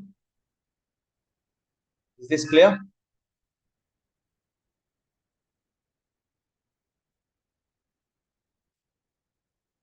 Right, guys? Now, dividend yield ratio. Always remember, since it's a yield, it's a type of rate of return that we are talking. It's going to be expressed in percentage. Right? Retention ratio, repeat. Okay, retention ratio is if you are paying out 0.20 as dividend, of course, the balance out of 1 rupee is retained. So 3 rupees is earned, out of which 0.625 is paid out as dividend. So the difference, which is 3 minus 0.625, is retained by the company in its books. And for company B, EPS is 2.5 and dividend per share is 0.833. So the difference is basically retained by the company in its books. And how much is that proportion is simply the retention ratio. Dividend yield ratio. Now, suppose market price of A is having a market price of suppose 12 rupees. Company B is having a market price of, let's say, 18 rupees. So by buying a share which is worth 12 rupees, we are able to get dividend of 0.625. So what is a percentage rate of return? Percentage rate of return. Percentage rate of return. Can I say the dividend yield ratio, of course, in percentage, that will be calculated as dividend per share upon market price per share. And since this is a yield, I need to multiply it with 100.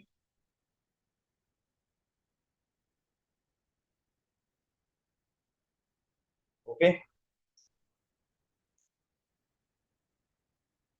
Dividend per share upon market price per share. Right. So we can get dividend yield as simply dividend per share upon market price per share.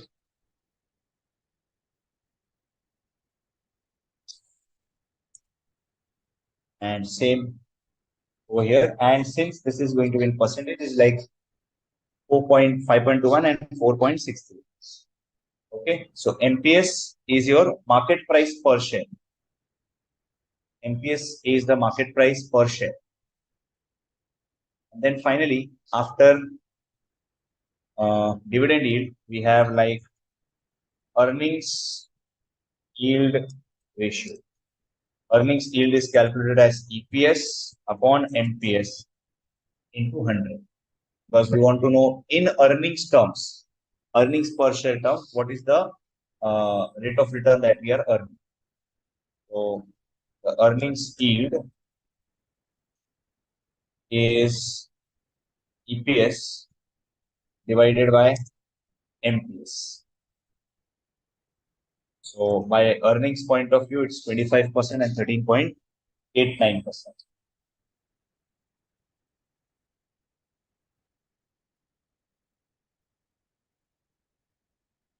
Okay.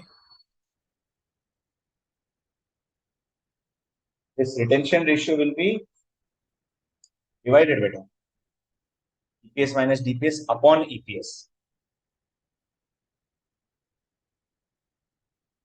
Okay, so 25% and 13.89% is the earnings yield. These are the market ratios. Okay. Now, two ratios pending, guys.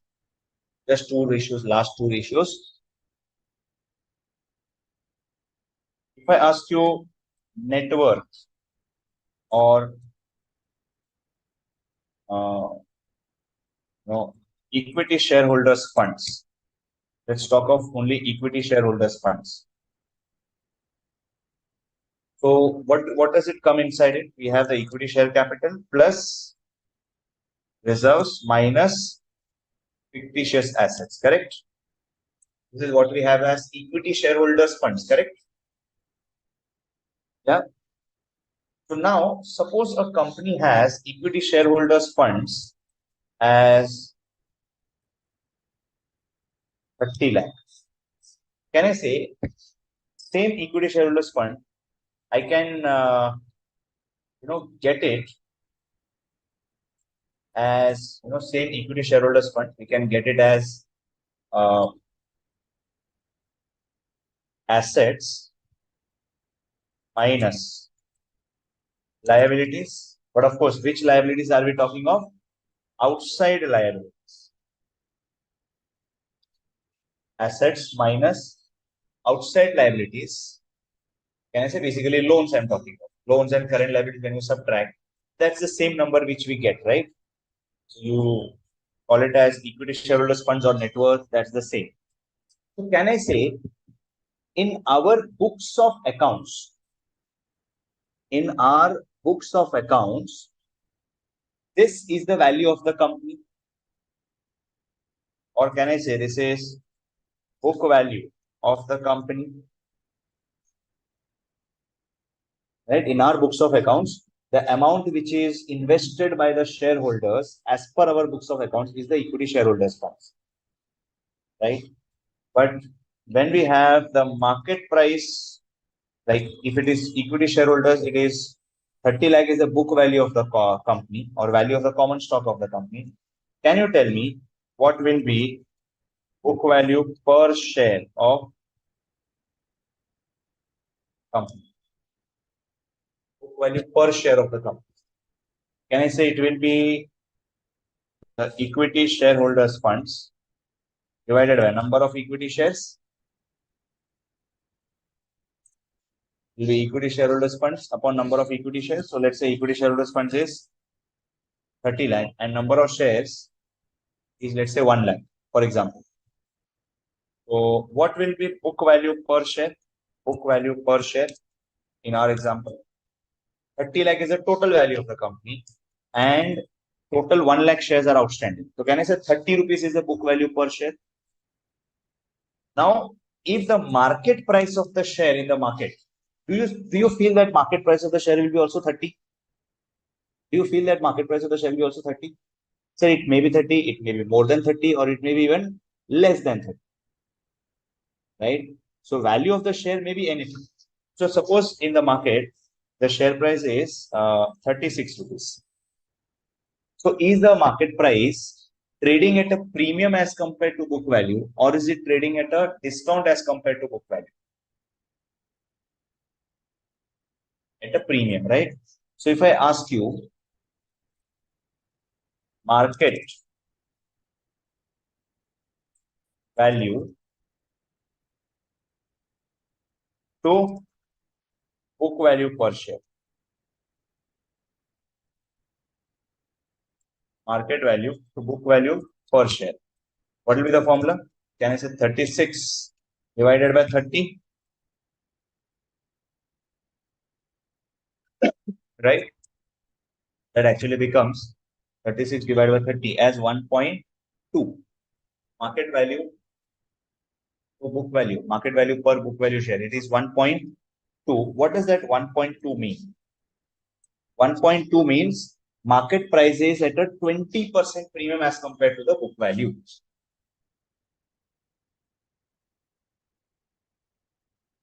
Okay. Market value is the 20% premium at a book value. So higher this number, greater is the market valuation of the company as compared to the book value. Now, next one.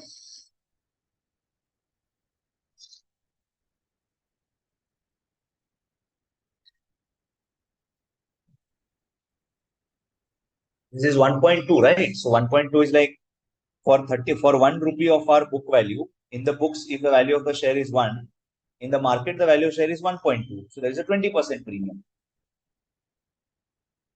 right? So when we are calculating the book value per share, we simply say what is the shareholders fund, equity shareholders fund that is invested in the company. You divide it by number of shares, you get the book value per share. Per share basis, each value of our shares is 30, right? And market price per share is what we say that is trading in the market due to demand and supply. So we say that the market value is basically at a 20% premium as compared to the book value.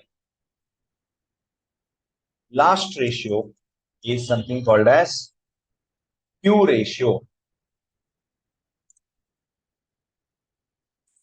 Okay, Q ratio is, we say, market value of company, right? Market value of company, will divide it by replacement cost of company. So in the numerator, you'll have the overall market value of the company, and in the denominator, you'll say that if I want to create a similar company now and get a similar assets, right? Get a similar sort of assets into the picture, into the company. What will be the replacement cost of getting similar assets in place as of now today? So Q ratio is basically comparing the numbers of market value and the replacement cost of the company. Like if I want to build up, let's say, a company similar to that of, let's say, Infosys Limited. So what all assets should I bring in at the replacement of the company? All the laptops, all the computers, all the servers, all the premises of Infosys needs to be replaced by new assets. So what will be that amount which I need to spend to replace the assets, and I compare it with the market value. And of course, when this ratio is high, it indicates higher valuation. And when this ratio is less, it indicates lower valuation.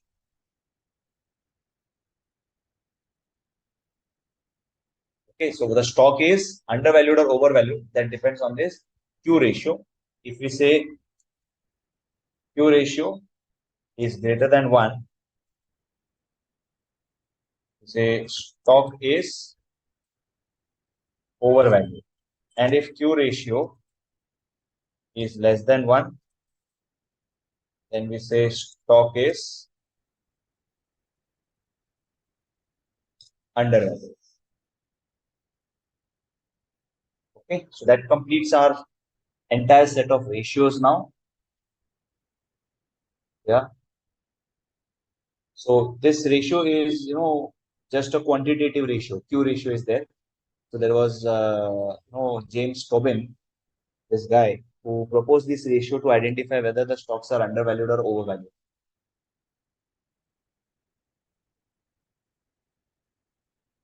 Okay. Sure. Great.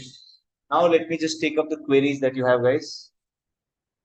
You can unmute yourself. Please raise your hand first.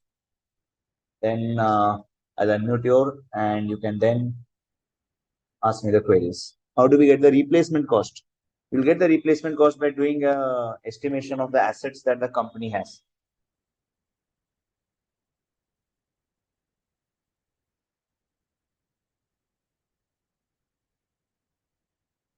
Q ratio is equal to 1 means the company is appropriately valued.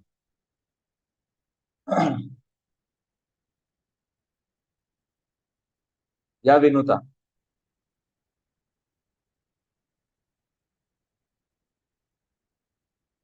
What is 1.2? 1.2 is the division market value to book value.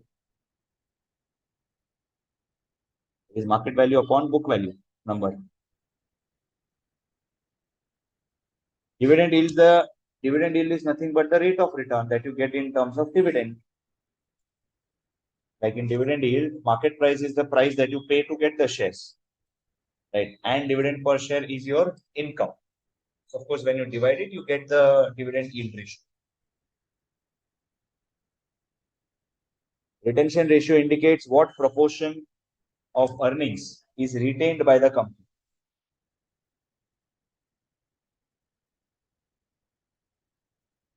Vinuta, you can't unmute. Yeah, sir. Now you can, right? Retention ratio EPS minus DPS, no? Divided by EPS also. Yeah, EPS minus DPS upon EPS. Yes. Upon EPS. Yeah. Sir.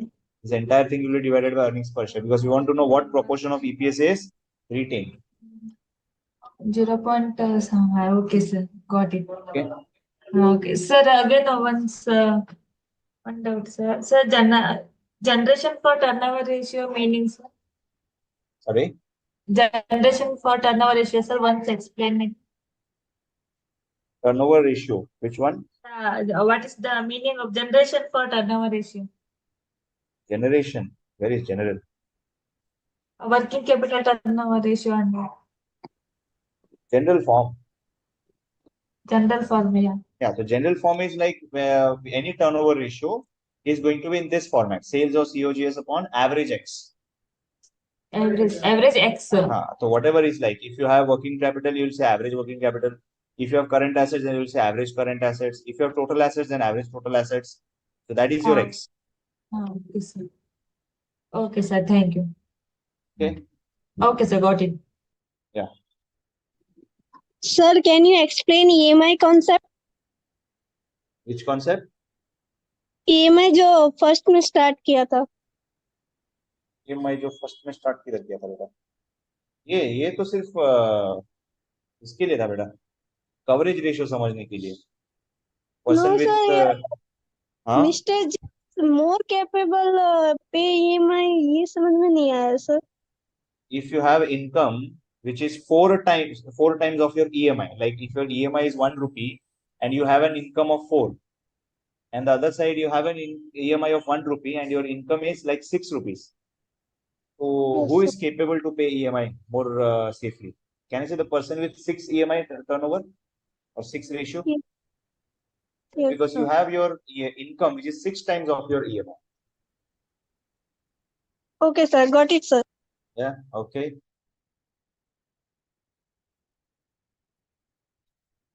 Please explain how Q ratio greater than 1 implies overvaluation of stock.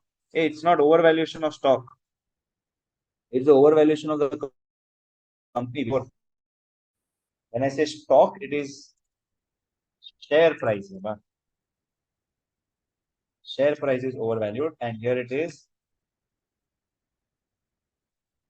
share price is undervalued. Okay. So if your market value of company is more than the replacement, then you say the overvalued or undervalued. Yeah. Sir, it means Q ratio should be equal to 1, not more than 1 or not If it is less there than. is nothing called as ideal in Q ratio. Okay. So you will see that whether it is greater than 1 or it is less than 1. If it is equal to 1, then it is perfectly valued in the market. If it is greater than 1, then you will say it's having a overvaluation. Okay, there is no ideal ratio for Q over here. Okay, sir. Thank you. Okay. Kasag is asking, sir, from UBIT interest is deducted. Then interest is on debentures.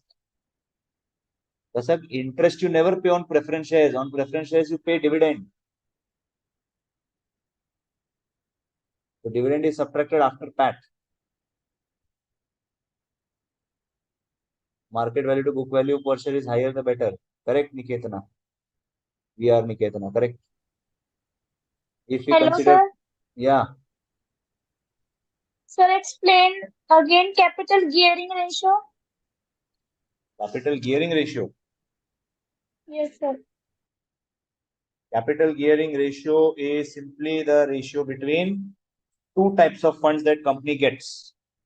One is that type of funds which is having a fixed rate of return, and other is that type of fund which do not require fixed rate of return.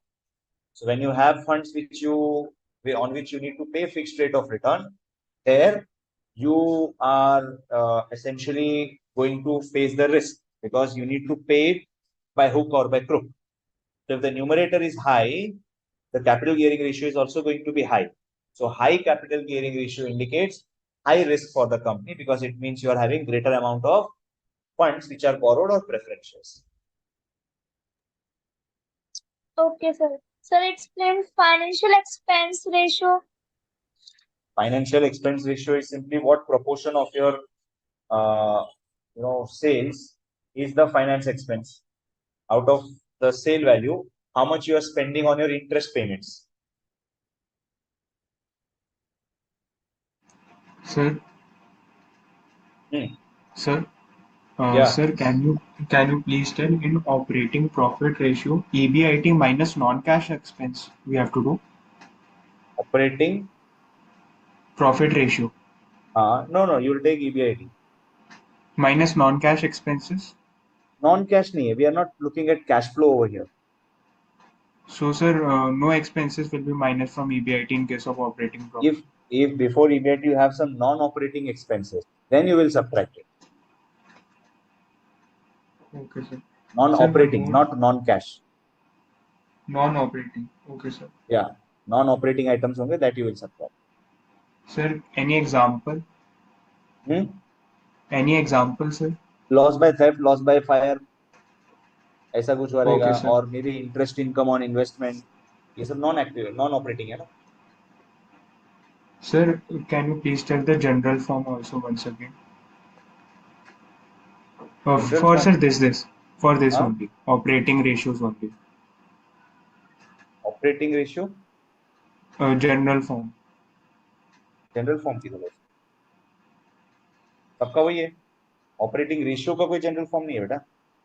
सारे P&L अच्छा, इसका ratios का form है कि whatever is the item x upon net sales into 100. okay, sir. Sir, please explain the difference between operating expense ratio and operating ratio. Operating expense ratio and operating ratio. Yeah? Yes, sir. So operating expense ratio will include only selling and admin expense, whereas operating ratio will include along with them COGS or cost of goods sold. Okay, sir. Okay. What is the ideal ratio in the mentioned? There is nothing called as ideal. It will differ from industry to industry. क्या रोजाइन? Sir Sir? Operating ratio के अंदर operating expense लिखा हुआ है. अरे वो spelling mistake है रे, उतना तो माफ कर. वही. Sir, in Q ratio, the replacement cost will be given in the question, or we have to calculate Yeah, assets obviously minus given. liability. Obviously given. पूरा given होगा sir, exact. हाँ तो जितना कैलकुलेट कर सकते हो उतना तो देंगे ना भाई. क्यों? अच्छा sir. And sir, एक और डाउट था sir, retained ratio जो था, proportion retained by company. नहीं कौन सा बोल रहे थे? Retention ratio. हाँ, retention ratio. हाँ. सर इसमें EPS minus DPS upon EPS है. आपने एक और कहा था ना कि DPS is equal to 1 minus retention, वो भी है सर? हाँ तो रिटेंशन को you can also say this as 1 minus dividend pay out ratio भी कर सकते हैं.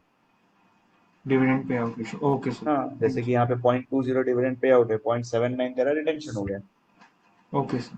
Thank you. 21 पैसा तूने पिया है, मतलब 21 पैसा अगर तूने पे आउट किया है एज डिविडेंड, तो यू आर रिटेनिंग लाइक 79 पैसे. Okay sir. Yes Anuj, you are right.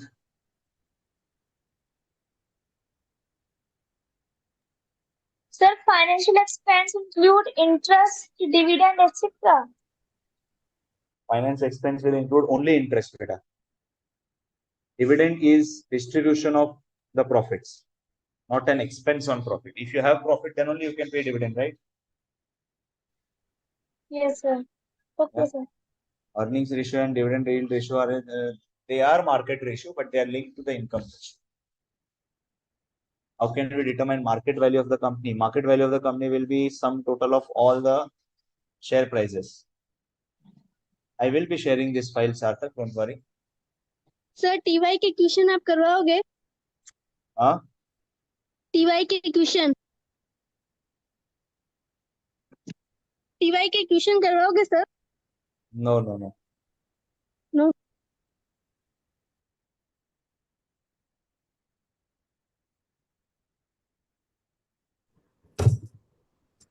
Sir, Yeah.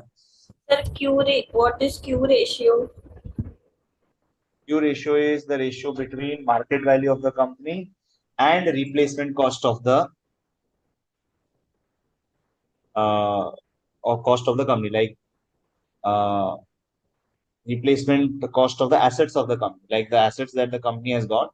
If you want to replace it today, what will be the cost that you need to pay for it? So you're just comparing the market value of the company, and if I want to build a similar company today, what will be the cost that I need to incur? Sir, but in the sense, Q ratio means today purchase price, today selling price divided by today purchase price, right? Yeah. Today's If I selling sell my price company, in the selling price of the shares in the market, and if I want to purchase a similar company, what outflow am I going to pay? is this a Q ratio? Where can in practical scenario where can you use? It was an investment in making investment in stock market. Sorry, In practical scenarios, hello, practical scenario. hello,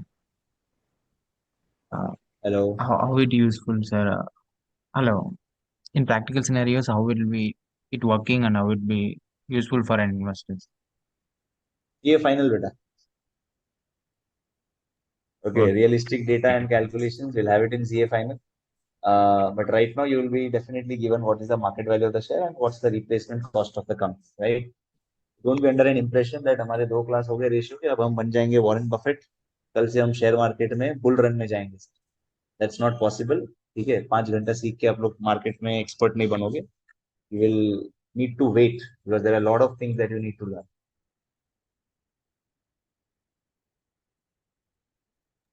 sir Sir, question के अंदर sales और सीओजीस दोनों दिया हो तब हमें cell use करना है या फिर Sale. Okay sir. Provided, but if it is inventory, then you will use COGS.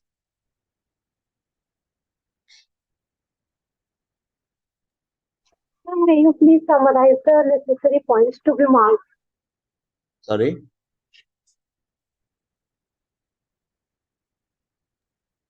Please remind us the necessary points that are to be marked as an important question. Important questions is nothing as such in CA Inter and CA final students. That's the wrong way of studying the things. The point is you need to cover everything. Okay. They're not giving any university exams that you can just look at the past papers and look at them repeating themselves. That's not going to be the case. There's nothing called as important question. Whatever we have discussed in the ratio form, in summarized form, I will be uploading this file definitely. So, my mistake. I want to know the important points of today's lecture. Today's lecture. So I'll be placing this file on the portal after our today's class. Okay, sir. Thank you. Okay. Plus, for practical problems, I'll be sharing one more file, which we will be able to access, and then we'll get solve the questions from there. So tomorrow is the day when we are going to discuss all the practical questions. Sir which types questions are in exams आ सकते हैं मतलब sir? Which types question in this chapter? Ratio. We'll be discussing that in tomorrow's class. We have a class tomorrow also, right? Then Okay, we'll sir. be looking up some questions, some practical problems we will take. sir, I have one doubt from chapter 2. Can I ask? Sorry? Sir, I have one doubt from chapter 2. Yeah, please. Sir, can you please explain financing on export trades by bank? That pre-shipment finance and post-shipment finance. So when you are trading in export, like you are a exporter, so it goes through a lot of process. So you get an order from your customer who is sitting in the outside India. Based on that order, you start buying raw material, and then from that raw material, you start manufacturing the product. The final products get ready. Now, during this entire process, you will need some sort of funding. So pre-shipment is before you ship the good, like before the goods are actually shipped, you get a funding from a bank. That's called as a pre-shipment. Post-shipment is basically once you have sold the goods, but the party has actually not paid you the money because there is a credit period. So during that credit period, if you need any sort of funding, you can go to a bank and obtain a post-shipment funding.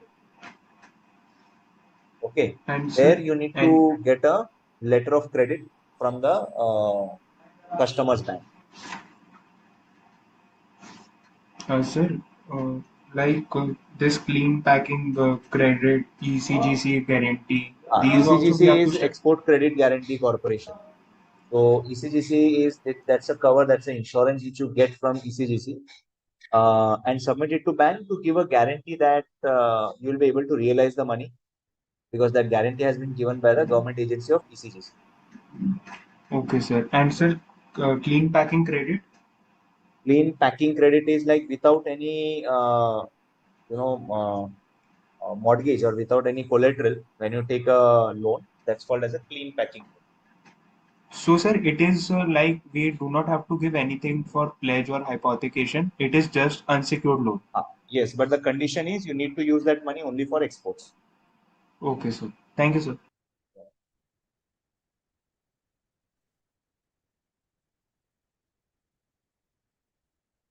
You can get this file on the portal. I'll be putting this after today's class. Right? Euro commercial papers are those short-term instruments, short-term debentures issued by companies outside their home country.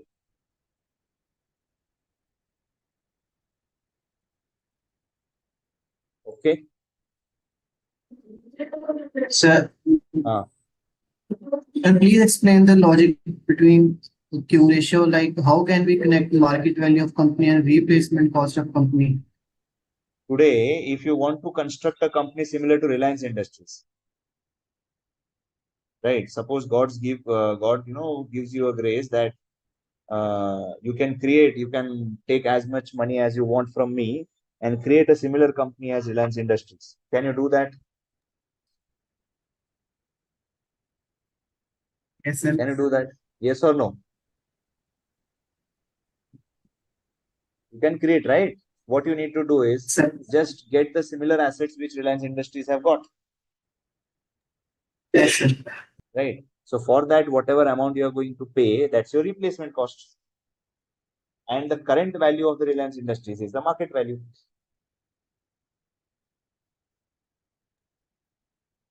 Yes, sir. Okay. So, that's sir, the we can ratio say we have that for Q ratio. market value of shares of that company divided by market value of assets of that company. Yeah, you can say that. ठीक है, sir.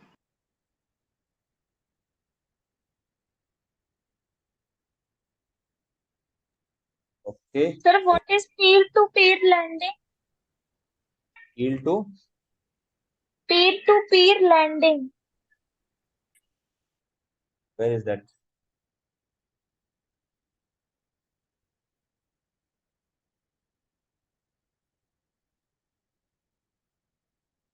Where do you find that safe lending? Sir, it is given in the study map, chapter 2. Chapter? Chapter Peer-to-peer 2. lending. Okay, peer-to-peer Yes, lending. sir.